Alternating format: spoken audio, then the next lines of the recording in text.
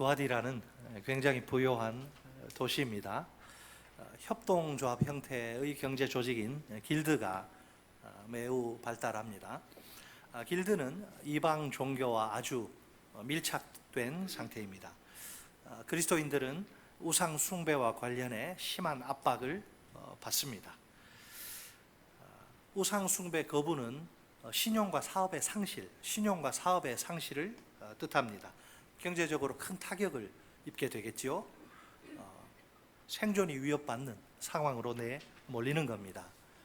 이 위기에서 탈출하는 방법은 하나, 우상 숭배에 동참하는 것입니다.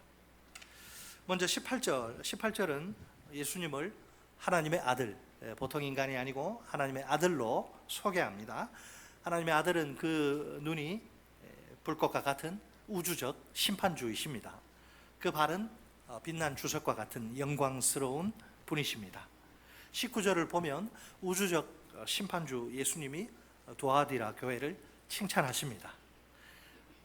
내가 내 사업과 사랑과 믿음과 섬김과 인내를 아노니 내 나중 행위가 처음 것보다 많도다. 아멘. 내 사업은 정확히 번역하면 내 행위들입니다. 아름다운 행위들, 즉 뒤에 쭉 나오는 네 가지, 사랑과 믿음 그리고 섬김과 인내입니다. 인내는 요한계시록에서 대단히 강조되는 중요한 덕목입니다. 소망과 연결이 됩니다. 원래 믿음과 소망과 사랑은 우리 기독교에서 가장 중요한 요소, 덕목들이죠. 두아디라 교회는 이 모든 요소를 두루두루 갖춘 훌륭한 교회입니다. 더욱 놀라운 사실은 뭐죠?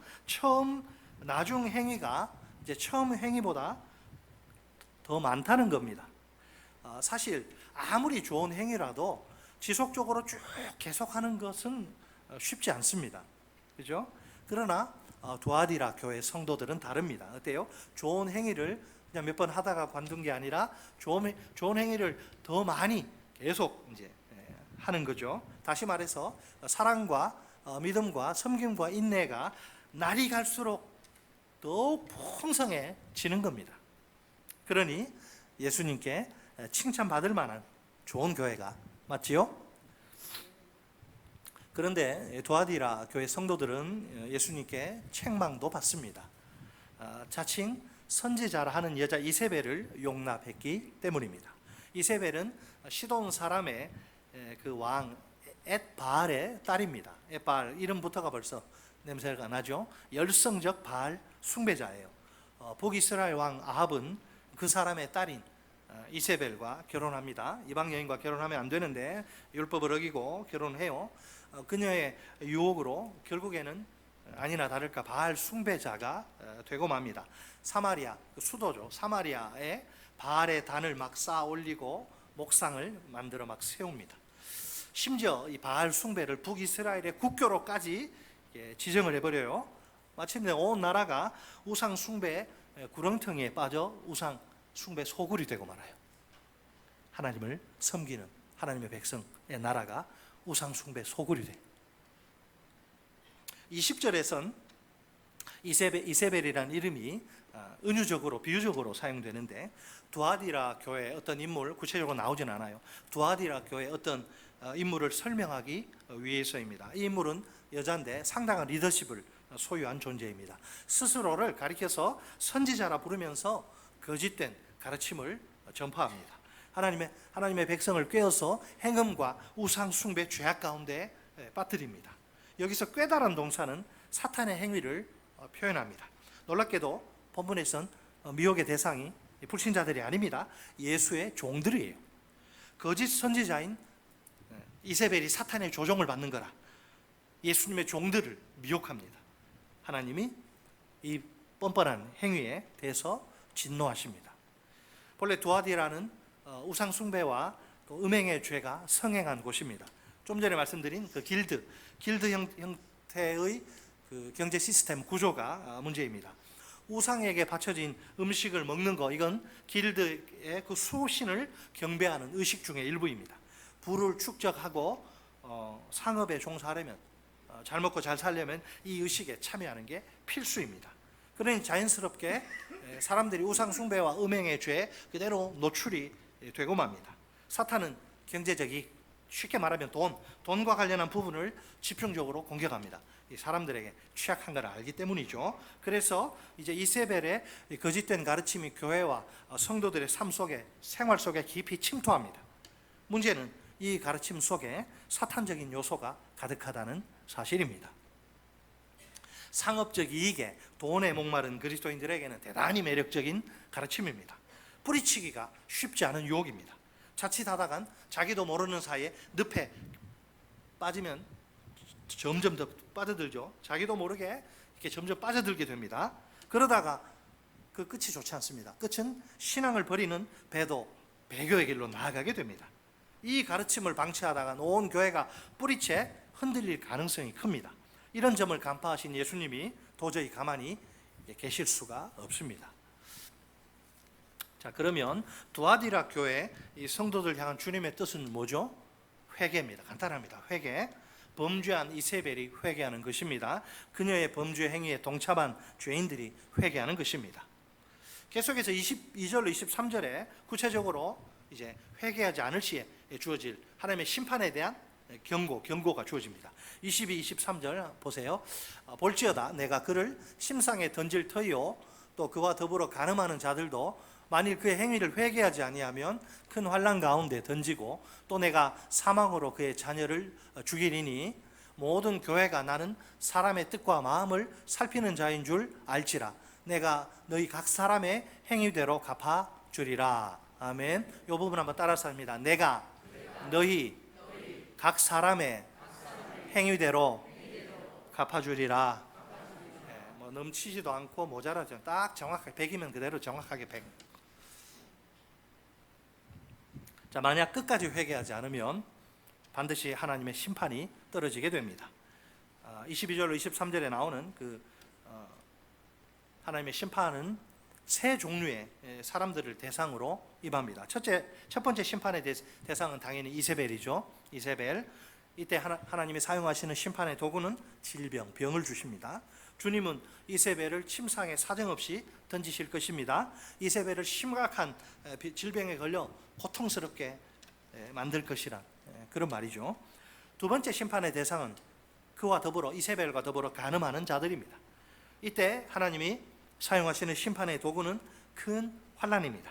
그들은 이세벨의 사주를 받은 자들입니다. 이세벨과 함께 우상 숭배의 죄를 저지른 자들입니다. 만약 회개하지 않으면 이세벨과 함께 큰 환난에 던져질 것입니다. 다행히 아직 그들에게는 회개의 기회가 남아 있습니다. 그래도 구제불능까지는 아닌 셈이네요. 세 번째 심판의 대상은 그의 자녀죠. 이 그의 자녀란 말은 이게 복수에 원래 그의 자녀들이라 표현해야 정확합니다. 이세벨의 거짓된 가르침을 따르는 자들이 한둘이 아니죠. 이세벨은 그들의 영적인 어미, 진짜 자식이 아니고 영적인 어미. 이세벨은 그들의 영적인 어미입니다. 그들에겐 이 두 번째 대상과는 달리 회개 기회가 없습니다. 다만 사망으로 다 죽여버릴 것이라고 말씀하십니다. 그들은 이세벨의 가르침에 완전히 세뇌된 가스라이팅, 완전히 세뇌된 몰입된 제자들, 아예 그러다 보니까 회개하기를 거부한 자들입니다. 솔직히 심판에 대한 경고는 죄인을 죽여버리는 게 목적이 아닙니다. 죄인을 멸망시키려는 것도 아닙니다. 정반대로 회개를 통해 죄인을 살리려는 것입니다. 우리 하나님은 죄인이 망하는 것을 절대 원하지 않습니다. 한 명이라도 망하지 않고 회개하고 구원받기를 원하세요. 자, 죄인이 그러면 그 심판의 목적이 회개를 통해서 죄인 살리려는 것이라고 한다면 죄인이 이제 하나님의 심판을 피하려면 어떻게 하나요? 회개하고 그 악한 길에서 떠나야 합니다. 오직 진정한 회개만이 유일한 살 길이죠. 회개 기회를 스스로 거부하는 게 문제입니다. 여러분, 죄악 가운데 깊이 빠져버리면 회개를 할 수가 없어요. 그래서 위험한 거예요. 하나님이 사인을 주시고 경고하시고 빨리 돌이켜라 할 때 빨리 회개하는 게 상책이죠. 여기 보면 이 회개 기회를 다 거부합니다. 이미 너무너무 죄악에 빠지다 보니까 할 수가 없어요. 회개를. 불행하죠. 자, 그러면 하나님의 심판은 어떤 결과를 초래할까요? 심판이 부어지면 어떤 현상이 발생하죠? 우리 다 같이 23절 하반절 말씀을 한 목소리로 읽겠습니다. 23절 하반절 시작. 모든 교회가 나는 사람의 뜻과 마음을 살피는 자인 줄 알지라. 내가 너희 각 사람의 행위대로 갚아주리라. 아멘. 자, 심판의 결과 모든 교회가 주님에 대해 알게 될 것입니다. 주님에 대해 정확히 알게 될 것입니다. 자, 과연 요한이 만난 주님은 어떤 분이신가요? 두 가지를 말씀을 하시죠. 첫째로 주님은 사람의 뜻과 마음을 살피시는 분이십니다. 이 사람의 뜻과 마음은 사람의 내적인 부분, 곧 중심을 가리킵니다. 주님은 우리의 외모가 아니고 우리의 중심을 꿰뚫어 보십니다. 우리 마음속의 생각과 계획과 뜻을 다 아십니다. 의지적으로 살피시고 정확히 다 아십니다. 그분께 숨기거나 감추는 것은 애초부터 불가능합니다. 우리 속을 마치 손바닥 들여다보듯이 훤히 아십니다. 죄도 그렇고 선행도 그래요. 우리 주님이 이 소자에게 물 냉수 한 그릇 대접해도 하늘에서 상급을 잃지 않는다 그래요. 이 두아디라 교회가 사랑과 믿음과 섬김과 인내, 그것도 다 아시고 죄도 다 아시고. 왜? 우리의 뜻과 마음을 살피시기 때문에. 둘째로 주님은 각 사람의 행위대로 갚아주시는 분이십니다.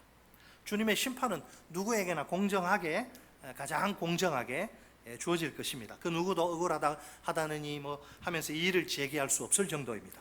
우리 주님은 공의의 하나님이십니다. 그분의 심판은 언제나 철저한 이유에 근거해서 주어집니다. 주님의 심판에 대해서 우리는 이렇게 말할 수 있습니다. 회개하는 자는 심판을 면하게 될 것이다. 그러나 끝까지 회개하지 않는 자는 심판을 결코 피할 수 없을 것이다. 자, 주님이 우리의 뜻과 마음을 살피시고 우리 행위대로 갚아주시는 분이심을 꼭 여러분 기억하기 바랍니다. 자, 심판의 기준이 뭐라고요? 뭐대로 갚아주리라? 행위. 심판의 기준은 행위요. 행위는 삶입니다. 삶. 주님 앞에서 어떤 삶을 사느냐, 이게 중요한 거예요. 게다가 행위는 마음과 아주 밀접한 관련이 있습니다. 그 둘은 결코 분리할 수 없기에 하나예요. 행위는 어디에서부터 나옵니까? 마음에서부터 나옵니다. 우리 주님도 나무와 열매로 말씀하시죠. 좋은 행위는 오직 좋은 마음에서, 나쁜 행위는 다만 나쁜 행위에서 나옵니다. 따라서 마음이 얼마나 중요한지 모릅니다. 사람들이 외모는 잘 가꾸는데 올 때 우리 뭐 외모를 잘 우리 하죠. 당연하죠. 우리 하나님 앞에 나오는데 거울 보고 식사하고 이렇게 보고 혹시 이 사이에 고춧가루 끼지 않았나 여보 나 좀 한번 봐달라 그러고 우리 머리 쫙 이렇게 하고 저처럼 이렇게 깨끗하게 하고. 우리 주님은 뭘 보셔요? 외모도 그렇게 당연히 최선을 하지만 우리 마음, 네가 어떤 마음으로 나를 만나러 왔느냐, 그걸 다 아신단 말이에요. 주님 앞에선 그 어떤 행위도 포장할 수 없습니다. 주님이 우리 중심을 꿰뚫어 보시니까. 그렇죠. 어떤 동기와 목적에서 그 행위를 하는지 우리 주님이 다 아십니다. 아무리 그럴듯하게 위장해봐야 소용이 없어요. 그러므로 우리가 외식을 각별히 주의하고 또 주의해야 합니다. 주님의 불꽃 같은 눈을 의식하며 살아야 합니다. 선행에 대해서는 동기부여가 되는 것이고, 사람이 몰라도 그 선행도 주님이 아시고, 죄에 대해서는 하나님을 우리 두려워하게 만드는 거죠. 선행도 다 조그마한 것도 하나님 크게 보시고, 죄도 다 보시고, 양면성이 있는 거예요. 이 불꽃 같은 눈으로 우리를 살피신다는 게 어떤 면에서는 위로와 격려가 되고, 사람이 몰라줘도 주님이 다 아시니까, 어떤 면에서는 하나님은 두려운 분이구나, 내 죄악까지 다 아시기 때문에. 그래서 하나님 앞에 우리가 겸손해야 되는 거예요. 자, 24절 25절에 따르면 칭찬의 대상, 권면의 대상이 보이는데, 두아디라 교회 성도 중에 이세벨의 잘못된 가르침을 따르지 않은 자들입니다. 이런 사람들을 가리켜서 뭐라고 말하죠? 두아디라에 남아있는 너희라고 말합니다. 너희는 사탄의 깊은 것을 알지 못하는 자들입니다. 이세벨을 따르는 자들과 아주 대조적이죠. 이세벨 따르는 자들, 사탄에 대해서 그냥 수박 거달기식으로 배우는 게 아닙니다. 사탄에 적극적으로 집착합니다. 반면에 너희는 사탄의 깊은 것을 배우지 않은 자들입니다. 사탄의 깊은 것을 알고 싶지 않아요. 알려고도 하지 않은 자들입니다. 아예 사탄의 깊은 것에 대해서 아무런 관심조차 없는 자들입니다. 너희들 잘 먹고 잘 살고 싶지? 그러면 우상 숭배해야 돼. 전혀 관심 없어요. 너희들 그래 그 망하는 길이다. 우리는 거기 관심조차 없습니다. 사탄이 막 돈으로 물질로 유혹하고 그렇게 해도 그게 그렇게 하다가 망한다는 걸 알기 때문에 사탄이 가르치면은 관심이 없습니다. 아무리 억만금을 준다 해도 소용없어요. 관심 없습니다. 억만금을 얻어가지고 망하면 무슨 소용이 있어요? 악인의 길에 서지 않는 거예요. 악인의 자리에 앉지 않고 죄인의 길에 서지 않는 거예요. 우리는. 자, 25절에 가면 주님은 그들에게 한 가지 결정적 권면을 하십니다. 다만 너희에게 있는 것을 내가 올 때까지 굳게 잡으라.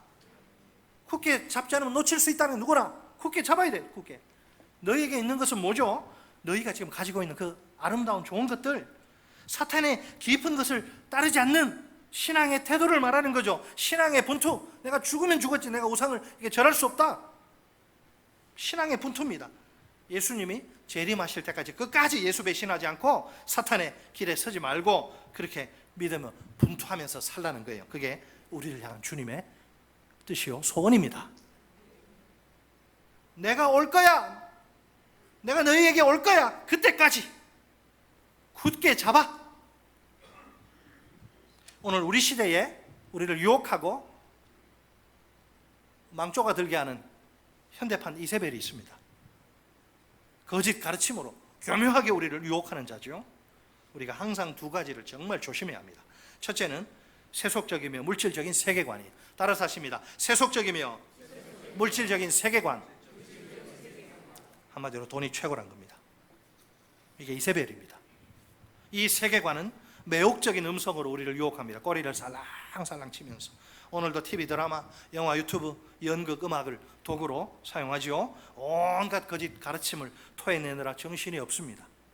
그렇다고 이런 도구들이 다 잘못되었으니까 완전히 끊으라 그 말은 아니죠. 그래도 위험한 구석이 너무너무 많으니까 좀 조심하라. 덮어놓고 막 보면 안 됩니다. 그들의 달콤한 유혹을 들어봅시다. 이 세상 최고의 가치는 부와 성공이야. 부와 성공이야말로 행복으로 가는 지름길이다. 그 안에 풍요롭고 안락한 내일이 있다. 부와 성공을 획득하기 위해 죽음에 이르는 무한 경쟁 속으로 뛰어들어야 한다. 무한 경쟁에서 살아남지 못하면 인생의 낙오자요 실패자 루저가 될 수밖에 없다. 강한 자만이 살아남을 수 있다. 나의 부와 성공을 위해서라면 수단과 방법을 가리지 않아도 남을 짓밟아도 상관없다.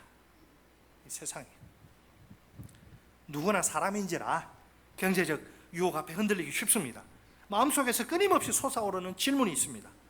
이 땅 위에서 행복하게 살기 위해 무엇을 의지해야 하는가? 무엇이 나를 행복하게 만들어 주는가? 직장에서 정직하게 땀 흘려 일하는 것은 별로 큰 돈벌이가 되지 못합니다. 불법 도박, 스포츠 도박 여러 가지 이용하면 더 많은 수입을 올릴 수 있습니다. 머리 요리조리 굴려서 보험 사기 한 건 성공하면 돈 좀 만질 수 있습니다. 회사에서 눈 한번 딱 감고 비리 저지르면 목돈을 거머쥘 수 있습니다. 농수산물 원산지 속여 속인 것도 아니에요. 한국산 중국산 섞어가지고 한국산 농산물 원산지 속여 팔면 막대한 부당 이득을 얻을 수 있습니다. 돈이 우상이 되는 거예요. 이것이 세상이 끊임없이 외치는 헛된 가르침, 이세벨의 가르침이 돈이 최고다. 사실은 기독교의 예수의 가르침을 정면으로 짓밟는 위배하는 삶입니다. 그럼에도 불구하고 마귀의 속삭임이 마음을 사정없이 흔들어 놓는 거예요. 야, 딱 이번 한 번만 눈 한 번 질끔 감으면 다 잘 될 거야. 뭘 그렇게 어려워해? 계속 그렇게 살라는 거 아니야? 이번 한 번만 해. 좀 편하게 살아야지 않겠니? 언제까지 자식 고생시킬래? 세속적이고 물질적 세계관, 이게 이세벨입니다. 두 번째는 다원주의 세계관이 이세벨입니다. 우리 시대 대부분의 사람은 상대주의를 옹호합니다. 이것을 상대주의를요 타협할 수 없는 유일한 진리로 절대화합니다. 논리적으로 말이 안 되는데 말이 안 되는 짓을 하는 거예요. 상대주의 다 개성 있고 각자 다 인정하자는 거예요. 이거는 절대로 건들면 안 돼. 이게 절대적 진리가 되는 거예요. 상대주의를 옹호하면서 논리적으로 이건 성립이 안 되는 건데 이런 일이 벌어지고 있습니다. 예수님의 신성 부활, 우리 기독교의 중요한 가르침이죠. 이 가르침에 대해서 의문을 제기하는 그리스도인은 없어요. 하지만 이 상대주의가 점차 우리 문화에서 인기를 얻어가는 게 문제입니다. 누구든지 구원을 받으려면 오직 예수 그리스도만을 믿고 의지해야 되지요. 그러나 이런 그리스도에 대한 절대적 필요성조차 큰 도전에 직면합니다. 자꾸 많은 사람들에게 점점 불편한 견해가 되어갑니다. 특히 청년들 거의 알레르기 반응을 보입니다. 그들이 교회를 떠나는 주요 이유 가운데 하나가 기독교의 배타성이 절대적 배타성입니다. 왜 꼭 예수만 믿어야 한다고 고집을 하는가? 어떤 종교를 믿더라도 착하게 살면 구원받지 않는가? 정상에 올라가면 되지 않는가? A 루트, B 루트, C 루트, 이슬람, 천주교, 오만 종교 다 그 등산로에 불과하고 결국에 다 만나게 돼. 남에게 피해 끼치지 않고 착하게 살면 다 구원받지, 예수만 진리고 나머지는 다 지옥이라고 하니 이게 듣기 싫다는 거예요. 성경의 절대성조차도 의심하는 시대입니다. 성경에서 분명히 죄라고 지적하는 이 동성애 문제만 해도 그렇죠. 어떤 그리스도인들은 성소수자 인권 내세우며 우호적 입장을 취합니다. 사고와 판단과 행동의 기준이 성경이 아니라, 그렇지만 우리는 목에 칼이 들어와도 성경에서 죄라고 하면 죄입니다. 우리가 그리스도인이라면 죄는 절대로, 내가 죽을 수는 있어도 죄는 절대로 받아들일 수가 없어요. 포용할 수가 없습니다. 물론 죄인은 그리스도의 사랑으로 사랑하고 품어야지요. 아무리 그렇다도 죄는 아니에요. 죄인과 죄를 분리해서 바라봐야 합니다. 우리는 동성애 그 죄를 미워하는 것이 동성애자들을 미워하지는 않아요. 동성애 문제만이 아니라 자살도 그렇습니다. 성경에서 아니라고 하면 아닌 거예요. 거기다 이러쿵저러쿵 토달 게 뭐가 있어요? 자, 분명 우리 그리스도인들 가운데 다원주의 세계관에 물든 사람들은 많지 않겠지요. 그러니까 제가 이런 이야기 하면, 아이고 목사님 다원주의 세계관 무슨 말인지 알겠는데 내 마음에 별로 와닿지 않아요, 이렇게 말할 수 있습니다. 사실을 말하자면 그 변종이, 우리는 변종이에요. 변종. 이 다원주의의 변종이 뭐냐면, 우리 그리스도인들에게 실질적인 위험은 따로 있습니다. 그것은 자기 소견에 옳은 대로 행하는 신앙생활. 내가 복음이에요. 내가 복음. 내가 신앙생활. 목사님 내가 알아서 하니까 여기까지만, 더 이상 노 타치. 절대성이 무너지고 상대성이 주도하는 신앙생활, 이게 다원주의와 연결되어 있다고 볼 수 있죠. 한국 교회 안에 의외로 이런 신앙의 소유자들이 꽤 있습니다. 신앙생활을 해도 자기 기분과 감정대로 하는 거예요. 말로는 하나님의 뜻이 제일 중요하다고 합니다. 그러나 삶은 전혀 다른 이야기를 합니다. 판단이나 결정이나 행동의 기준을 보면 하나님의 뜻이 아니에요. 자기 생각 혹은 현실적 상황 아니면 환경입니다. 목사님 다 알겠는데요, 내가 환경이 좀 어려워서 못하겠어요. 굉장히 자기중심적인 신앙생활이 아닐 수 없습니다. 우리끼리야 물론 사정 형편 다 봐줄 수 있어요. 근데 진리 앞에서 하나님 말씀은 안 돼요. 그게 결국 자기가 우상이 되고 마는 거죠. 하나님 이런 신앙생활 기뻐하실까요? 자, 이세벨의 현대판 이세벨의 첫째는 뭐라고요? 세속적이고 물질적인 세계관. 둘째는 다원주의. 다원주의 변형. 우리 그리스도인들에게는 그것이 자기 소견에 옳은 대로 신앙생활하는, 그게 이세벨입니다. 자, 오늘 우리는 예수님께 칭찬받은 두아디라 교회 성도들을 봅니다. 그들이 칭찬받은 이유는 무엇인가요? 사랑과 믿음과 섬김과 인내가 처음보다 많았기 때문이죠. 우리 사명교회도 예수님께 이런 칭찬을 들으면 참 좋겠지요. 내가 내 사랑과 믿음과 섬김과 인내를 아노니 내 나중 행위가 처음 것보다 많도다. 사랑과 믿음과 섬김과 인내가 갈수록 풍성해지는 사명교회, 얼마나 아름다운가요? 우리가 다 함께 힘을 합쳐서 우리 교회를 이렇게 좋은 교회로 만들어가야 하겠지요. 기독교의 본질과 핵심 엑기스를 모두 갖춘 교회, 예수의 정신을 다 담아서 밖으로 쏟아내는 교회, 어떻게 만들어갈 수 있을까요? 우리 한 사람 한 사람이 정말 중요합니다. 내가 예수님의 제자가 되어 예수님의 제자로 살아야 합니다. 내가 오늘 요한이 말하는 남은 자, 이기는 자로 우뚝 서야 합니다. 내가 주님이 재림하실 때까지 아무리 힘들거려도 신앙의 분투를, 믿음의 분투를 감당해야 합니다. 내가 끝까지 믿음으로 살아야 합니다. 두 가지를 꼭 기억하면 좋겠습니다. 이 오늘 그러면 우리가 어떻게 적용할 것인가? 어떻게 우리가 남은 자가 되고 이긴 자가 되고 신앙의 분투를 감당할 수 있을 것인가? 어떻게 우리 안에 이런 두아디라 교회가 칭찬받은 이 아름다운 열매들이 많이 맺히는 삶을 살 것인가? 첫째, 바울의 표현을 빌리면 나는 죽고 예수로 사는 삶입니다. 따라서 하십니다. 나는 죽고 예수로 사는 삶. 아멘. 내가 죽어야 내 안에 계신 예수님이 사시는 법이에요. 내가 살아있는 한, 내 자아가 살아있는 한 예수님의 통치는 기대하기 어렵습니다. 내가 날마다 죽는 것이, 바울이 나는 날마다 죽노라 했죠. 내가 날마다 죽는 것이 예수님이 제자인 우리에게 기대하시는 삶입니다. 둘째로 예수님의 표현을 빌리면 날마다 자기를 부인하고 자기 십자가를 지는 삶입니다. 따라서 하십니다. 날마다 자기를 부인하고 자기 십자가를 지는 삶. 아멘. 나와 내 뜻을 부인하고 내 십자가를 져야 예수님을 온전히 따를 수 있습니다. 이미 예수님이 내게 본을 보여주셨지요. 예수님이 자기는 하지 않으면서 우리 보고 하라고 그러지 않아요. 자기가 하고 우리도 그렇게 똑같이 하라는 거예요. 예수님이 어떤 본을 보여주셨습니까? 나를 살리시기 위해 자기를 부인하시고 자기 십자가를 지신 겁니다. 만약 예수님이 자기 부인과 자기 십자가 포기하셨다면 어땠을까요? 나 같은 죄인이 구원받는 일은 절대로 일어나지 않았겠지요. 내가 구원에서 제외되다니요, 생각만 해도 끔찍합니다. 절대로 일어나선 안 될 일이죠. 이 시간 우리 모두가 가슴에 손을 얹고 갈라디아서 2장 20절 말씀 앞에 다시 서봅시다. 다시 한번 하나님 앞에서 제자의 삶을 결단하면 좋겠습니다. 자, 2장 20절 같이 읽습니다. 시작. 내가 그리스도와 함께 십자가에 못 박혔나니 그런즉 이제는 내가 사는 것이 아니요 오직 내 안에 그리스도께서 사시는 것이라. 이제 내가 육체 가운데 사는 것은 나를 사랑하사 나를 위하여 자기 자신을 버리신 하나님의 아들을 믿는 믿음 안에서 사는 것이라. 아멘. 오늘도 사탄은 이세벨의 거짓된 가르침으로 우리에게 다가옵니다. 세속적이며 물질적인 세계관에는 아주 매혹적인 모습으로 말입니다.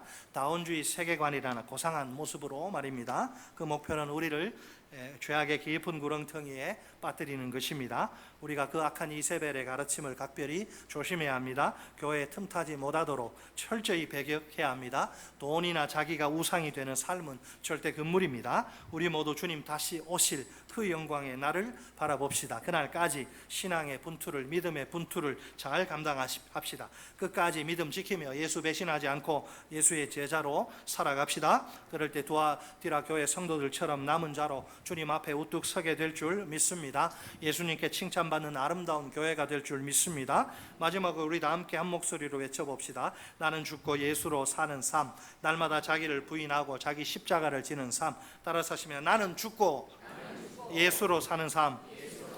날마다 자기를, 나를 부인하고 자기 십자가를, 내 십자가를 지는 삶. 아멘.